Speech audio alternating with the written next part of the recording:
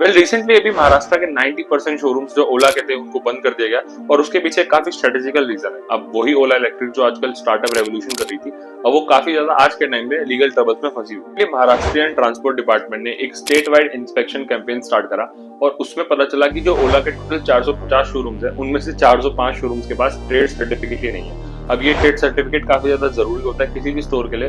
अगर आप गाड़ी को रेंट करवाते हो या फिर अगर आप गाड़ी की टेस्ट ड्राइव करते हो तो इस चीज के लिए आपको वो सर्टिफिकेट होना बहुत जरूरी होता है। मोटर व्हीकल्स एक्ट था, उसको ये सारी चीजें प्रोहिबिट करता था और इसी वजह से जो महाराष्ट्रियन गवर्नमेंट है उसने इनके ऊपर एक काफी स्ट्रिक्ट एक्शन लिया और एक्शन लेते हुए 75 स्टोर्स जो है वो ओला इलेक्ट्रिक के वो सील कर दिए गए और 100 से ज्यादा जो स्कूटर्स थे इलेक्ट्रिक के उसको भी बैन कर दिया। ओला इलेक्ट्रिक के शेयर उनका स्टॉक का प्राइस है उसके ऊपर भी काफी गिरावट देखने को मिली है। टोटल जो स्टॉक है वो 3% गिर चुका है और इसी वजह से जो उनकी रेपुटेशन है ओला इलेक्ट्रिक की वो काफी ज्यादा गिर चुकी है। क्या ओला के सीईओ भाविश अग्रवाल कोई बड़ी स्ट्रेटेजी निकाल पाएंगे इस बड़ी रेपुटेशन क्राइसिस से बचने के लिए?